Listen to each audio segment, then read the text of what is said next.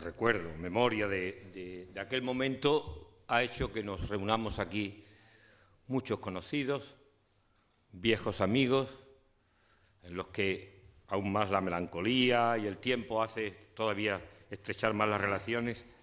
Pero quiero comenzar con una pregunta, y muchos de ellos vivieron esa experiencia desde una posición singular, muchos, hay alcaldes, otras personas en otros puestos.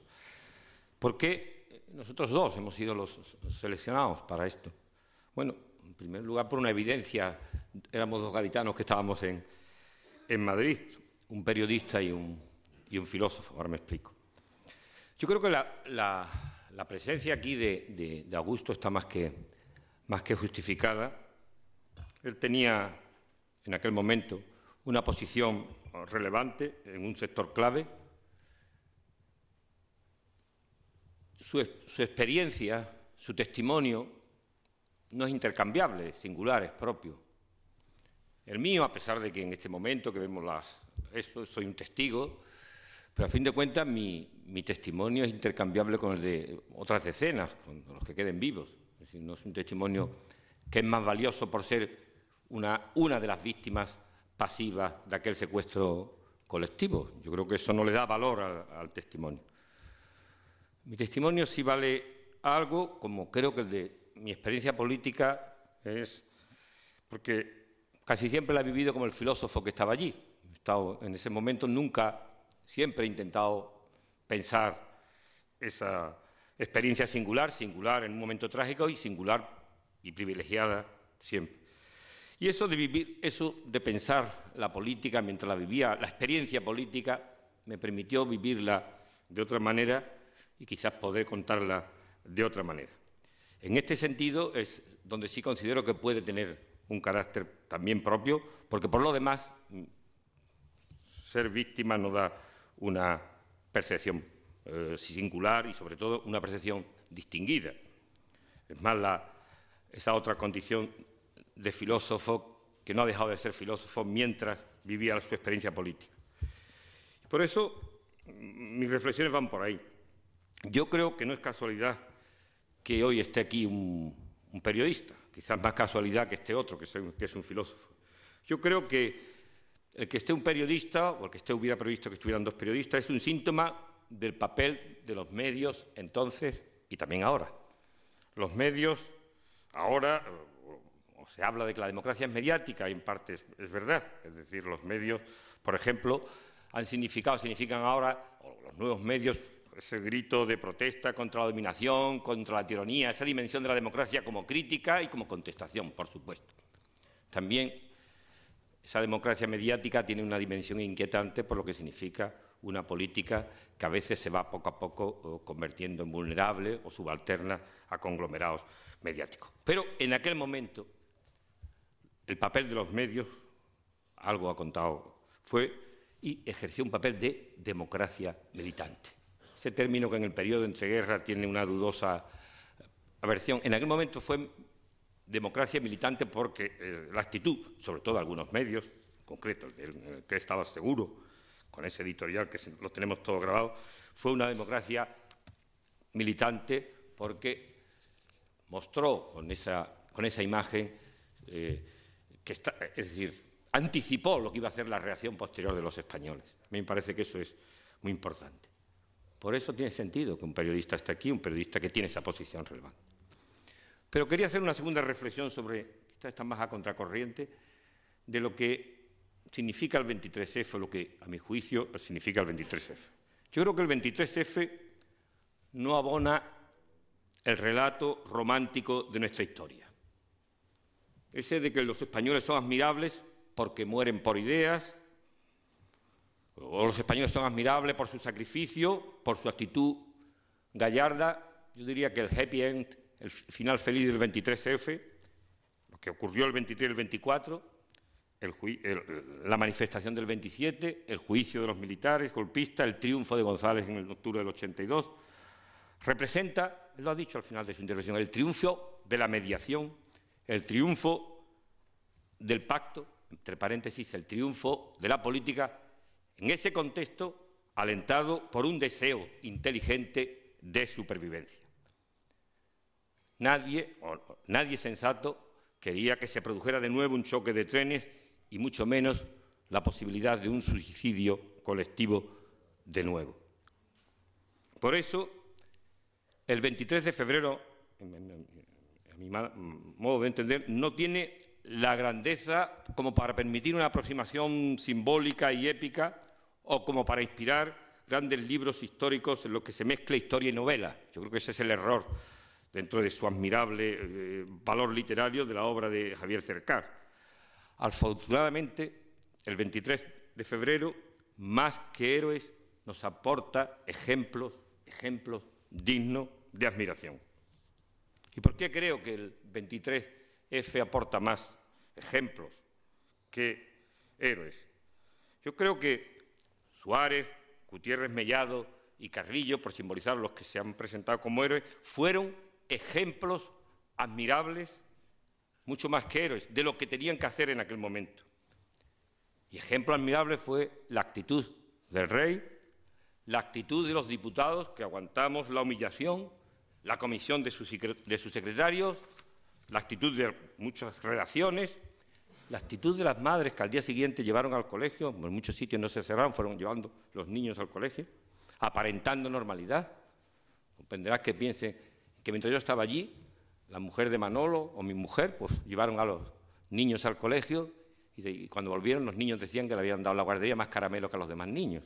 O sea, yo creo que esa actitud de normalidad, yo creo que fue la propia manifestación del 27 de febrero. El juicio fue un ejemplo.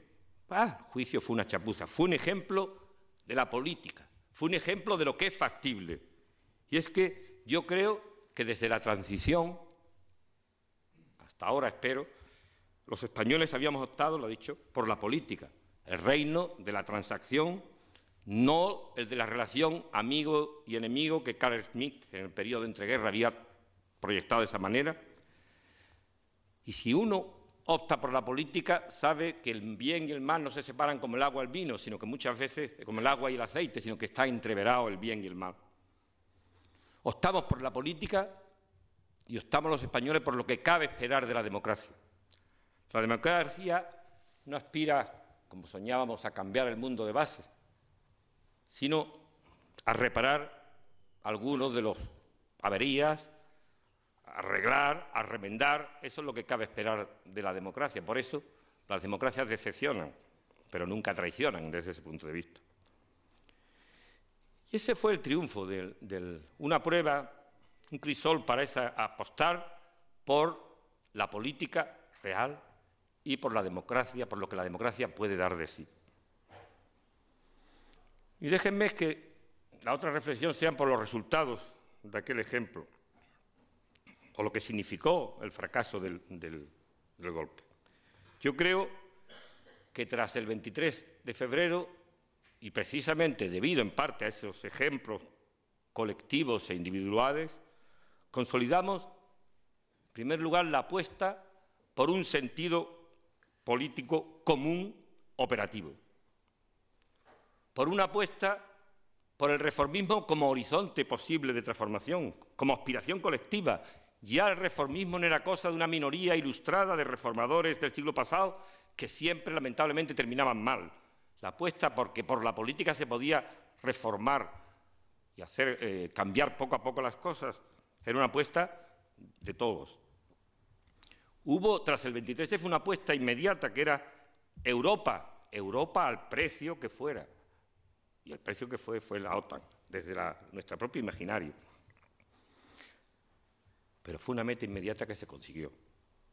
El éxito del 23F fue algo más inmaterial, que fue comenzar a reconstruir un relato histórico compartido que alzaprimaba el valor del pacto, el del pacto de la transición, el aprecio por una comunidad política como España, como una comunidad política de referencia que había superado un trauma y había consolidado un Estado constitucional y un régimen democrático.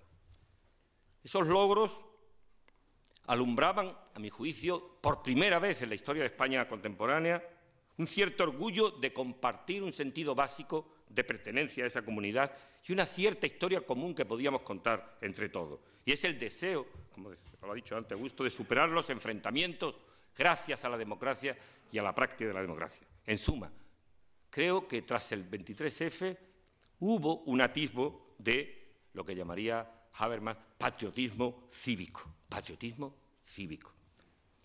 En suma, creo que el triunfo del fracaso afortunado del 23F es que logramos que la historia romántica de España, la libertad como excepción, las constituciones como algo que pasaban para llorarlas, no era destino. España podía vivir en democracia y podía vivir respetando una constitución. Permiten un colorario de actualidad. Yo creo que la sociedad española continúa conforme y continúa orgullosa con esos logros.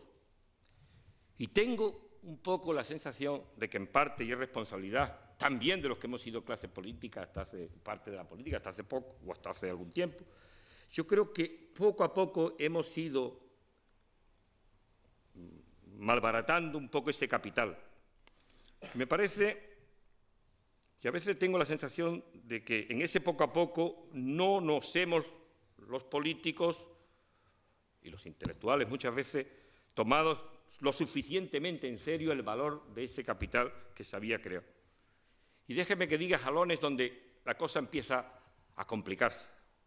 El referéndum de la OTAN, el 14 de diciembre del 88, la deslegitimación penal del adversario, la persecución de González por aquella conspiración, que es así.